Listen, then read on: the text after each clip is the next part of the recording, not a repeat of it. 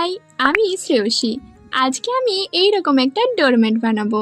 আজকের ওয়েদারটা কি ভীষণ সুন্দর, দেখো আমাদের বাড়ির চারপাশটা কি দারুণ লাগছে। মনে হচ্ছে যেন পাহাড়ে চলে এসেছি, পেঁজা তুলোর মতো মেঘগুলো ভেসে বেড়াচ্ছে চারিদিকে।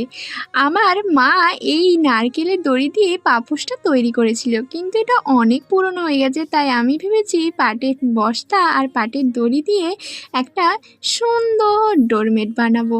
তাই জন্য প্রথমে এই চটের বস্তাটাকে ভালো করে সাইজ মতো কেটে নিচ্ছিলাম। আর এইদিকে দেখো আমার বাবা এই গ্লুগানের তারটা নষ্ট হয়ে গেছিলো, কখন যে ঠিক করে দিয়েছে আমি জানিই না। কি সুন্দর তাই না? বাবারা না বলতেই কত কিছু বুঝে যায়। আমি আর ভাই দুজনে মিলে এই কাজটা সম্পূর্ণ করছিলাম। এই তুই কি তৈরি করছিস রে? পাপোশ বানাচ্ছিস? তুই সারাদিন টিউশন পড়িয়ে আবার আমাদেরকে পড়িয়ে তোর এত কষ্ট করে সময় বার করে এগুলো করতে হয়। তুই কি সুন্দর করছিস।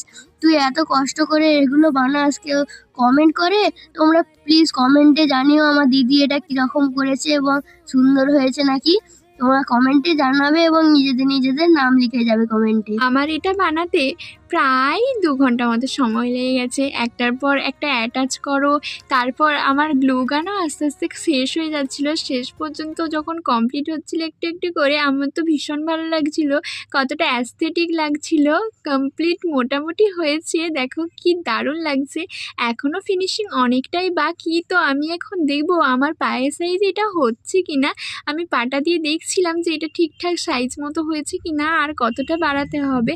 তো তোমাদের এই জিনিসটা কেমন লাগছে অবশ্যই জানিও। আর ফাইনাল লুক দেখতে সবাই চ্যানেলটিকে সাবস্ক্রাইব করে দিও। আর সবাই ভালো থেকো, সুস্থ থেকো, সবাইকে ভালো রেখো। Tata, bye bye.